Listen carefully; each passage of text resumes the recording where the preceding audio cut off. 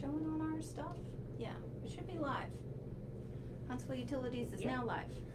All right, good morning, everybody. Welcome to Facebook Live Friday, our weekly look at the wonderful world. Good morning, everyone. Welcome to Facebook Live Friday, our weekly look at the wonderful world of utilities. I'm your host, Todd, and joining me as always on the camera, it's Amanda. Hello, everybody. And standing by to answer your comments and questions, it's Caitlin. Good morning. Our guest today is making history as he is the first person to be a two-time guest on Facebook Live Friday. Please welcome from our natural gas department, Coy. Hello, everybody. Thanks for having me, Todd. Anytime, anytime. This week is Public Power and Public Natural Gas Week. Those weeks coincide. I don't know why, but they do.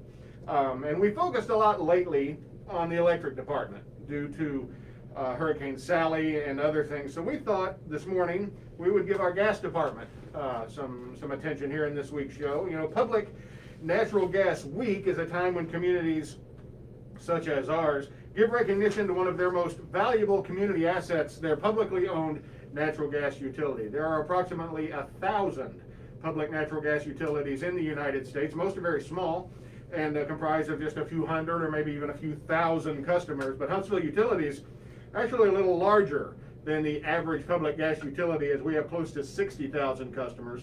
But no matter what the size, public gas utilities have a huge impact on the communities they serve by providing an irreplaceable function of offering clean, affordable, and efficient natural gas. So, Coy, if you will, remind us, how long have you been in the natural gas department, and what exactly is it that you do over there? Yes, Todd, I've been in the natural gas department for 17 years now. So I work in measurement. I've done most of my career there, making the odorization go in the gas, make sure you smell it when you have a leak.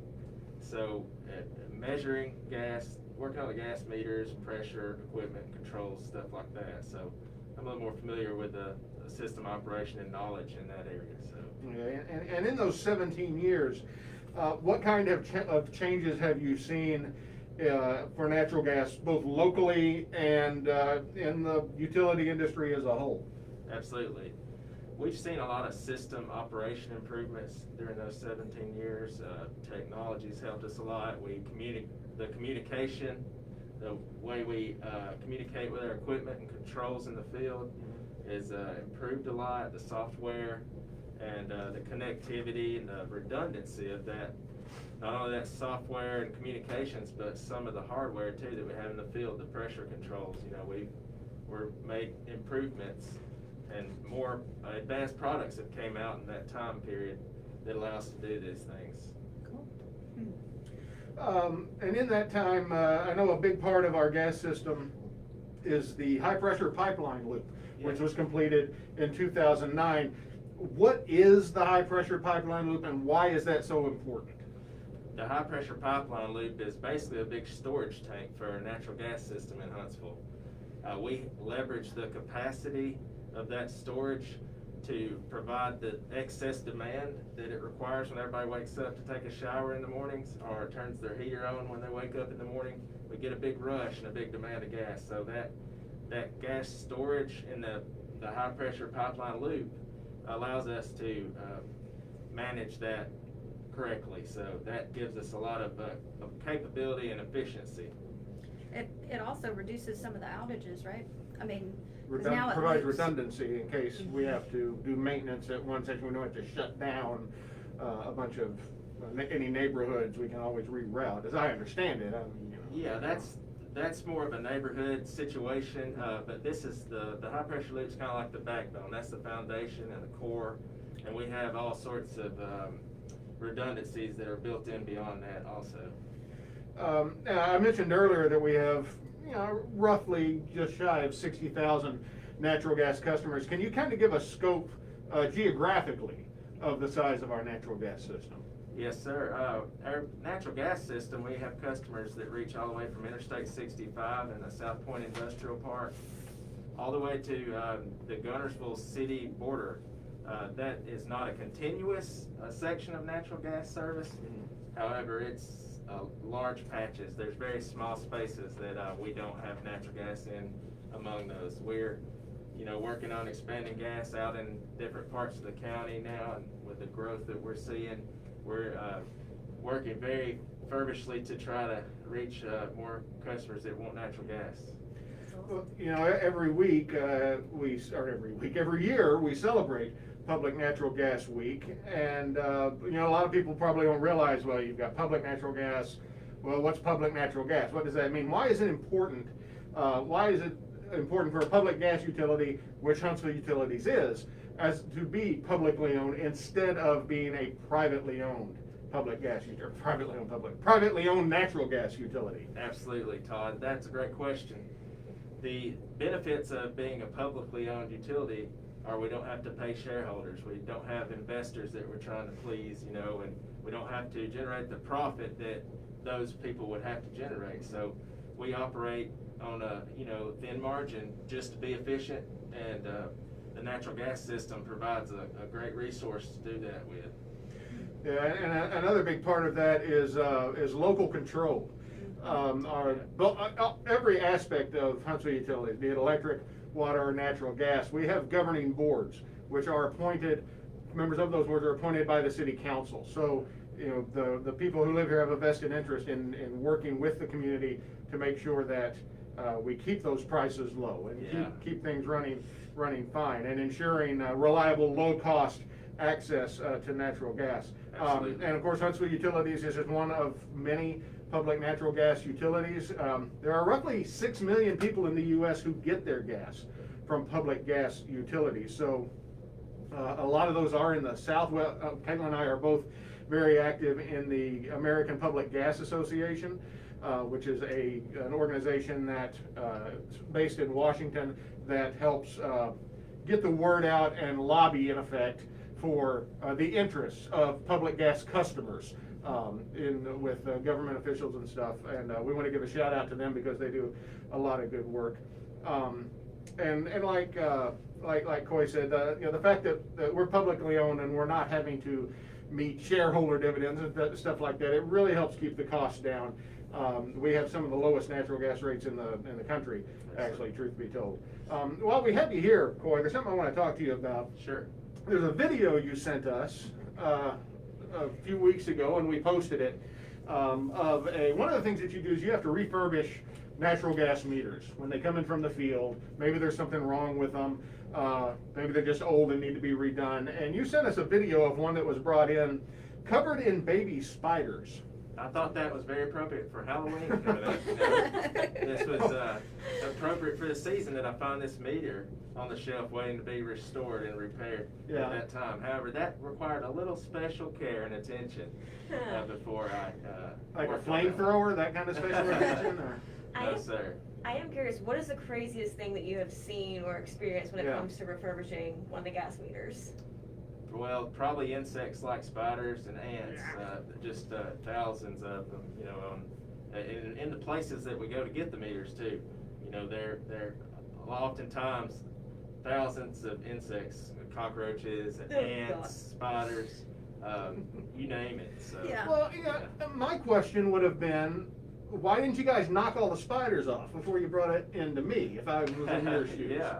That was the thing that got me. But were you able to salvage that meter? And after some insect repellent, yes, I was. Fumigate the thing.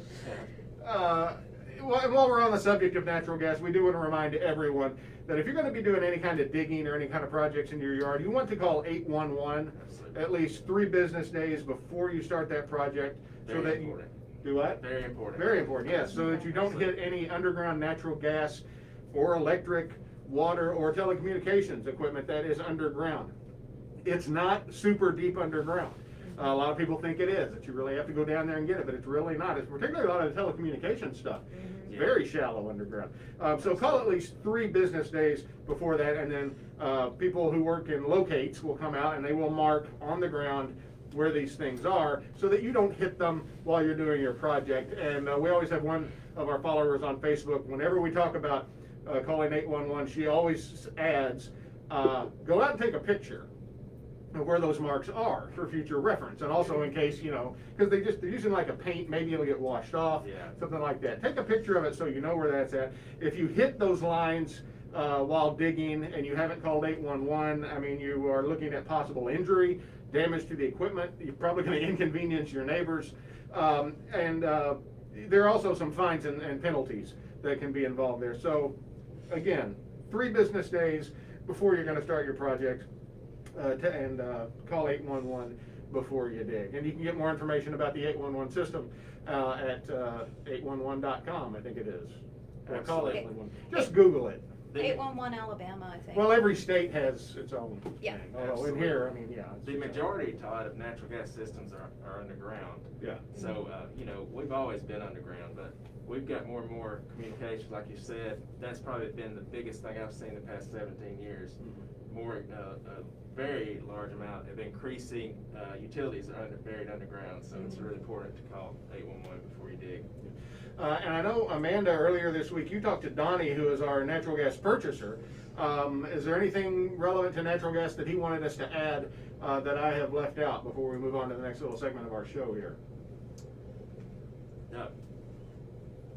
We have a natural gas purchasing department here at Huntsville Right. Utilities and supply department, so he does a great job at sourcing this for us efficiently, and he uses that high pressure loop to make our purchases most efficient in that manner. So he does a great job with what he does, and we get the gas that he buys from the Gulf of Mexico and shale basins, and they come all across the country here to Huntsville Utilities, to our gate stations, and then we take custody of it and send it out to your house.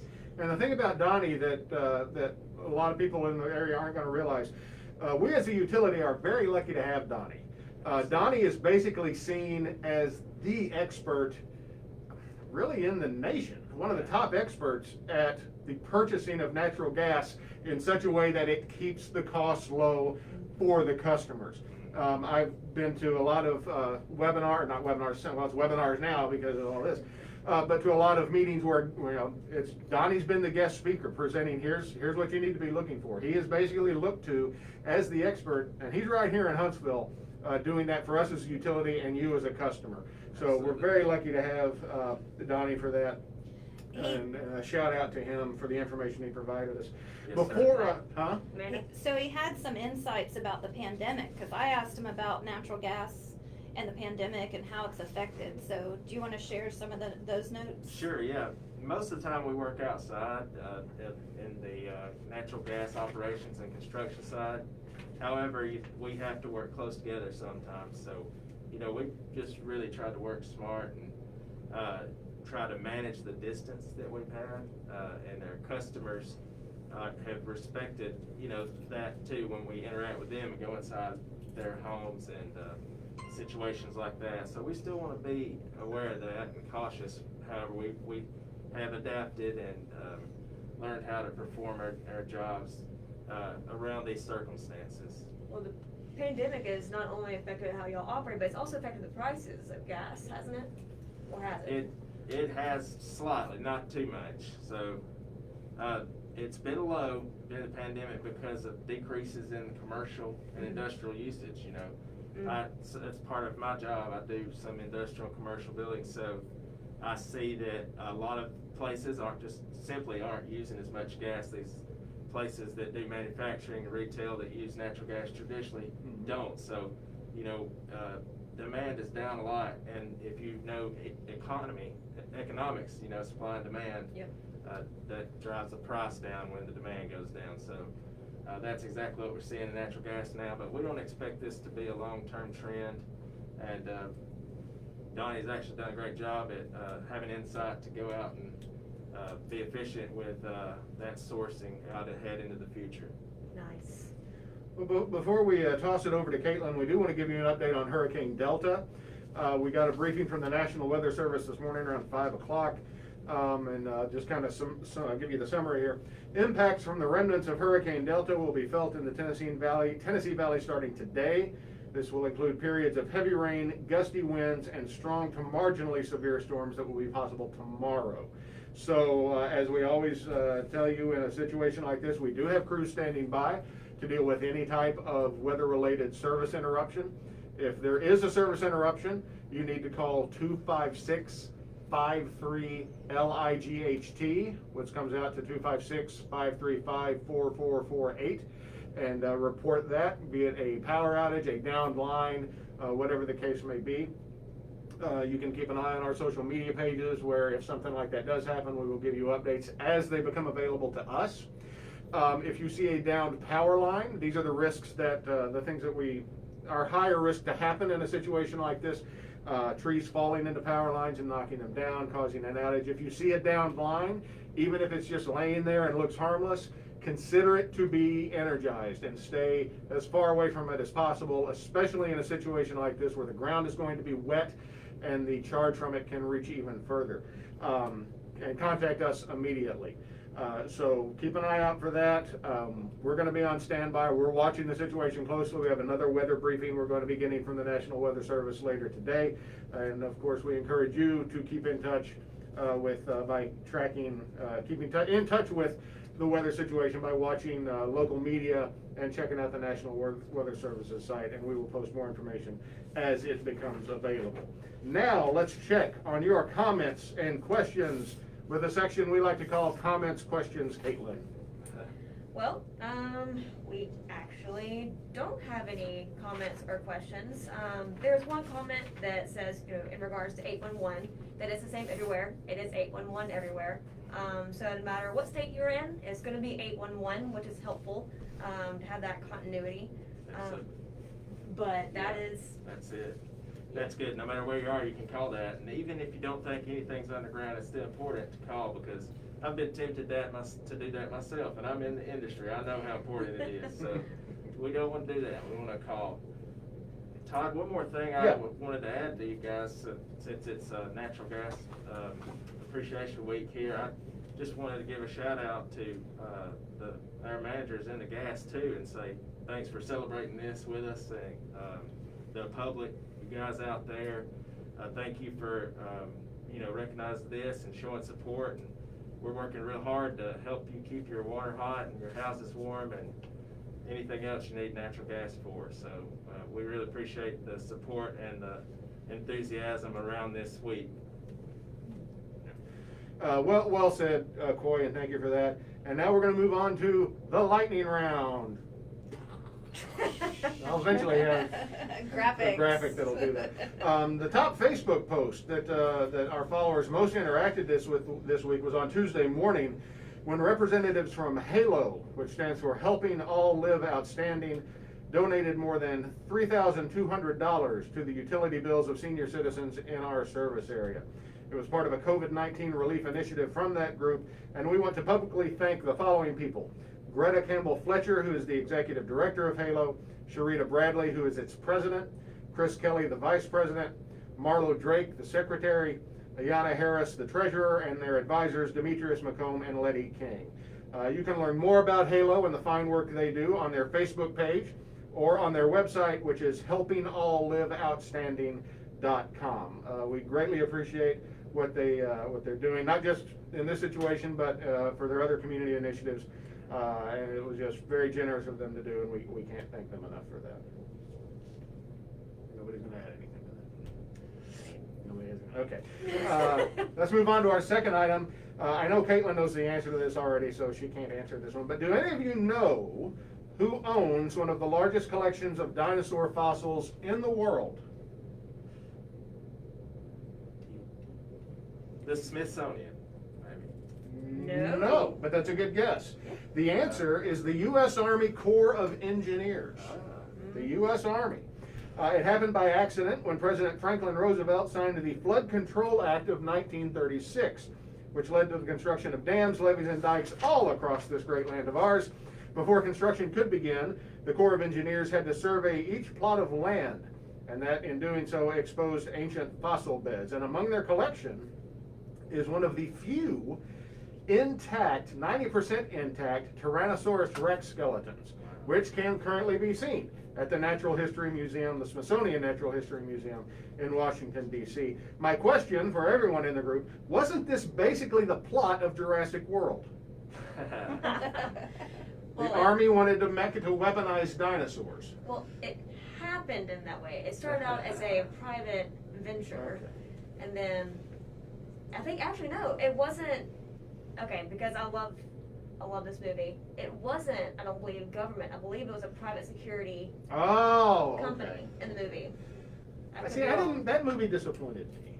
What? I love Jurassic Park, the first one. Yeah. Jurassic World just. The first Jurassic World was better, I think, than the second Jurassic World. But they did a lot of nodding back to the original Jurassic Park that I Yeah, oh yeah. appreciated.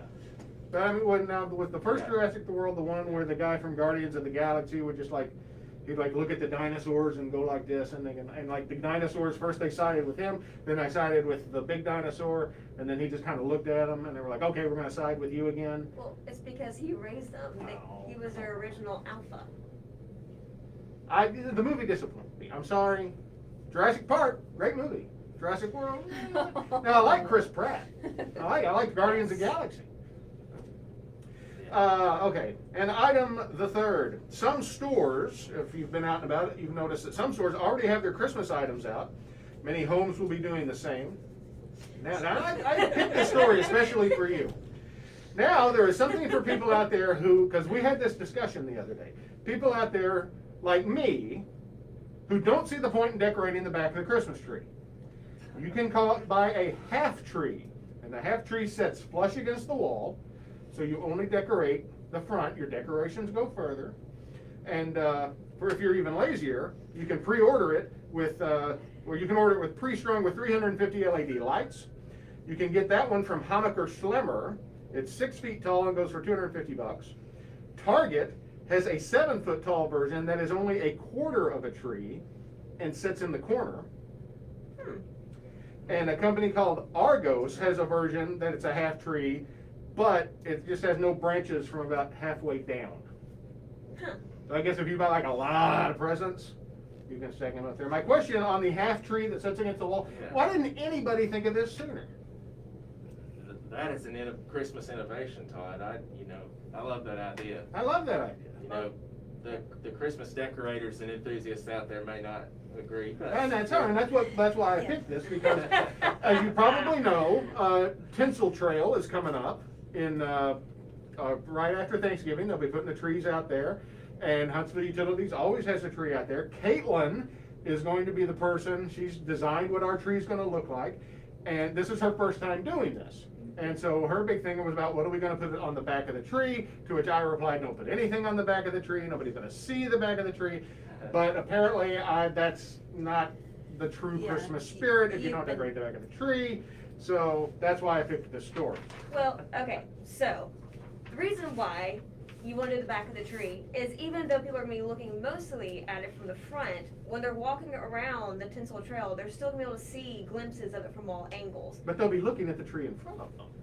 But they'll still be able to see the back of it. You can't do something halfway, Todd. Oh, sure you can. No. Sure you The can. tree. That was the motto. It's written in Latin on the seal of where I went to high school. You can always just do it halfway. I look at it like this, Todd. How many folks just have shorts on and a suit and tie of the waist? In Zoom meetings, that's a good point. Yeah. And in this modern world, this innovation like this Christmas tree is what we need. Okay, I will say the benefit of the half or the quarter tree is if you have a small house or you're in a Save small space. apartment. There you go.